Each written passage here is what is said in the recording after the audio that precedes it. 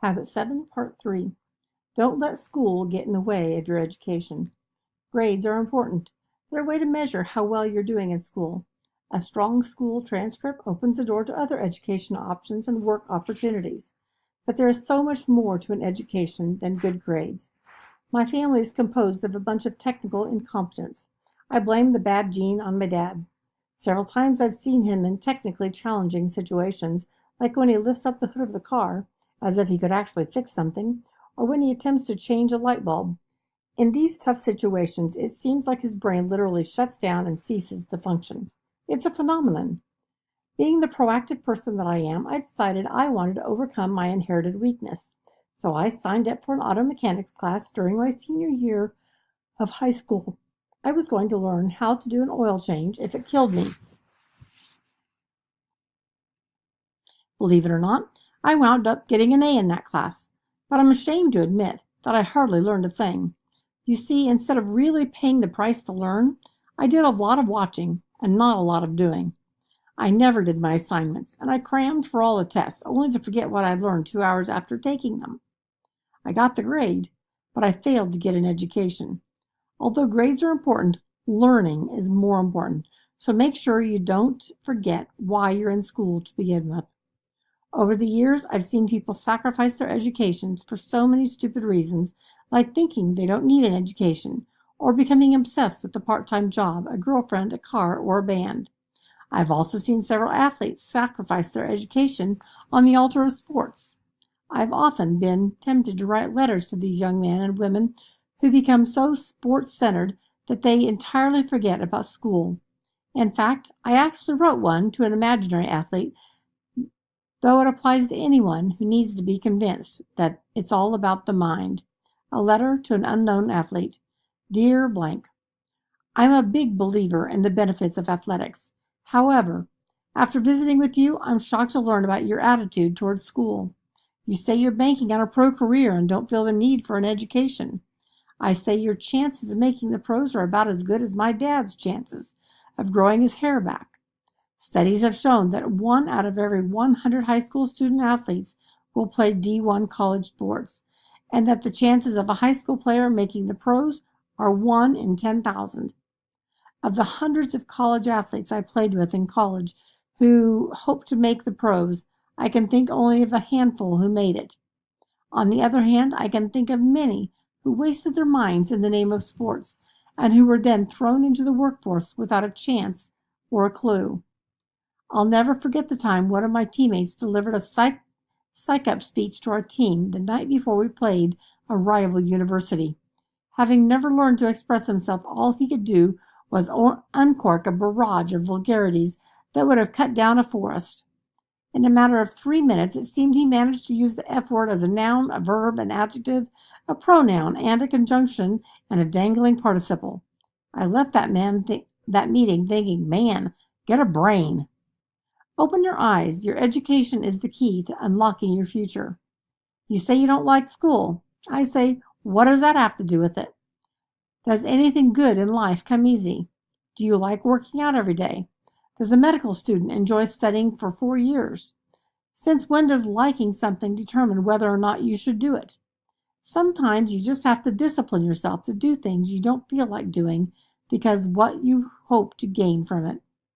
You say that you try to sit down and study, but can't because your mind wanders. I say that unless you learn to control your mind, you won't amount to squat.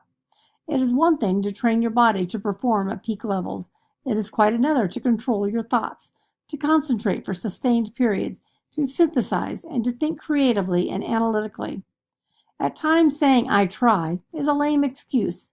Imagine how absurd it would sound if I asked you, are you going to eat today or are you going to try to eat? Discipline yourself to do the thing. You say you can get by without studying, that by cramming and finding ways to beat the system you can pass. I say you reap what you sow. Can the farmer cram? Can he or she forget to plant crops in the spring, low fall summer long, and then work real hard in the fall to bring in the harvest? Can you improve your bench press by lifting weights once in a while? Your brain is no different than your bicep. To control the strength, speed, and endurance of your mind, you must work it out. There are no shortcuts.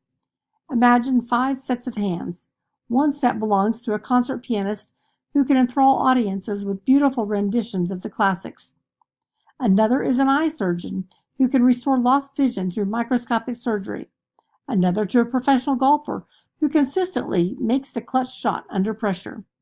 Another to a blind man who can read tiny raised markings on a page at incredible speeds. Another to an artist who can carve beautiful sculptures that inspire the soul.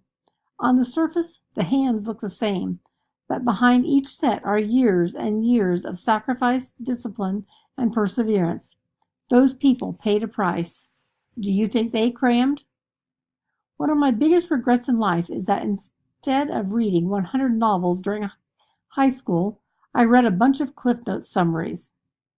In contrast, I have a friend who during his teen years must have read hundreds of books. His brain can bench press over 400 pounds. Now, decades later, I'd cut off one, no, 2 toes for such a brain. If you don't pay the price, you may earn a degree, but fail to get an education.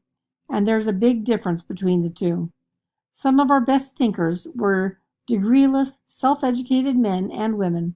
How did they do it? They read. It's only the single greatest habit you could ever develop. Yet few do it regularly. And many stop reading and learning when they finish school. That spells brain atrophy. Education is a lifelong pursuit. The person who doesn't read is no better off than the person who can't. You say you live for today and don't think about the future? I say the major difference between you and your dog is that you can think about tomorrow and he can't. Don't make long-term career decisions based on short-term emotions, like the student who chooses his or her major based on the shortest registration line. Make decisions with the end in mind. To have a good job tomorrow, you must do your homework tonight. The proverb sums up the whole matter. Take fast hold of instruction. Let her not go. Keep her, for she is thy life.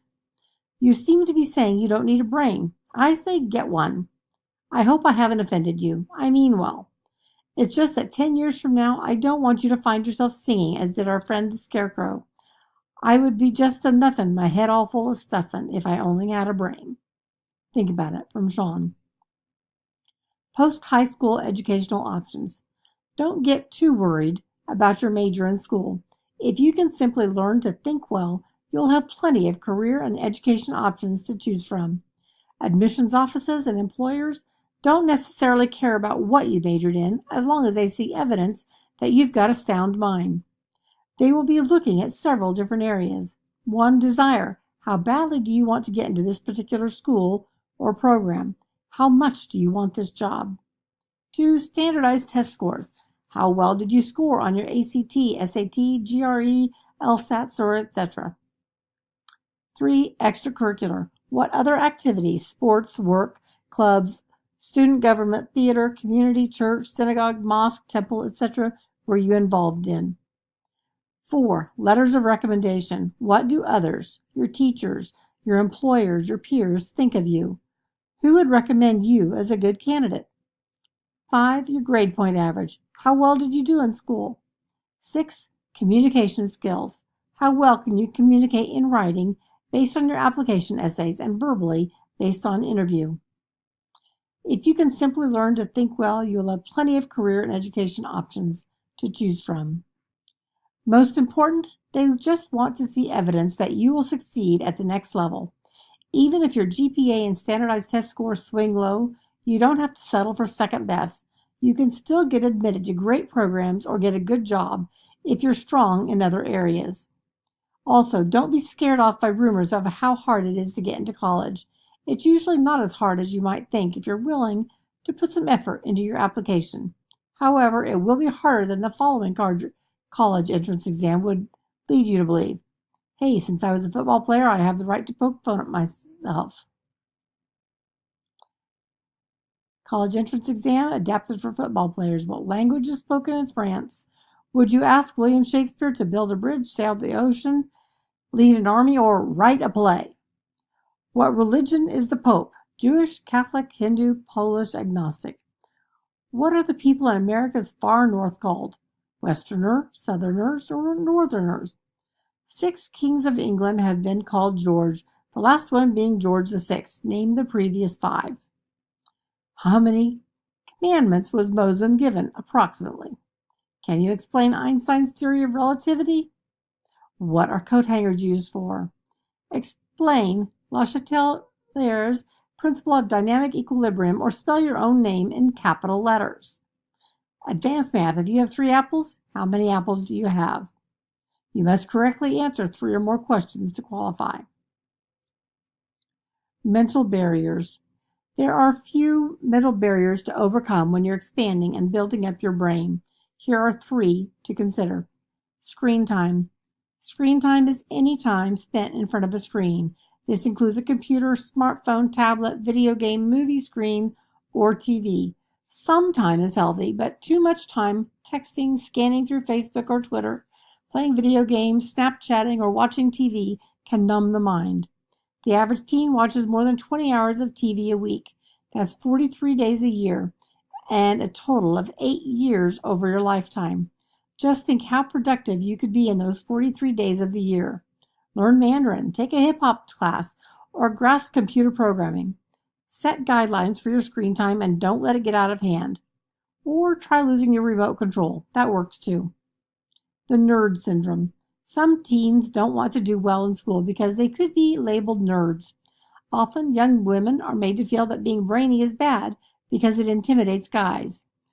What will we think of next, for crying out loud? If being smart and opinionated intimidates someone, that just tells you they're intimidated and not worth your time. Take pride in your mental abilities and the fact that you've got your bearings. I, for one, can think of a lot of wealthy, successful people who were once considered nerds. Pressure. Sometimes we're scared of doing well in school because of the high expectations it creates. If we bring home a good report card and get praised for it, we've suddenly established the expectation that we'll do it again and again. And the pressure builds. If we do poorly, there's no expectation and no pressure. Just remember this: the stress that results from success is much more tolerable than the regret that results from not trying your best. Don't sweat the pressure. You can handle it. You gotta wanna. In the end, the key to honing your mind lies in your desire to learn. You've got to really want it. You've got to get turned on by learning. You've got to pay the price. The following story is an example of someone who had an irresistible drive for learning and who paid a huge price for the simple joy of reading. Reading this to the person was air. The kitchen door opened, and I was caught, cold. It was too late to hide the evidence. The proof was in the open, plain as it could be, right there in my lap. My father, drunk, his face flushed, reeled before me, glowering, menacing. My legs started to tremble. I was 9 years old. I knew I would be beaten. There would be no escape. My father had found me reading.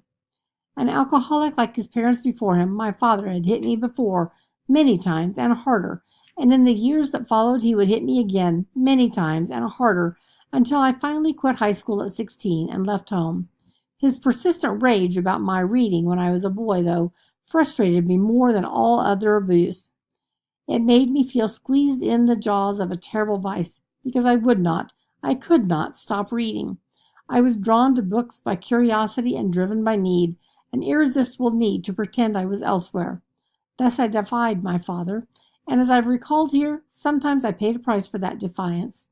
It was worth it. This account was written by Walter Anderson in his book Read With Me. Walter is now a successful editor, serves on the boards of many literary organizations, and is the author of 4 books. Walter goes on to write, "When I was a child, I lived in a violent household, in a violent neighborhood, but there was a place that I could go, a library, and all the librarians did was encourage me to read. I could open a book and I could be anywhere. I could do anything. I could imagine myself out of a slum. I read myself out of poverty long before I worked myself out of poverty."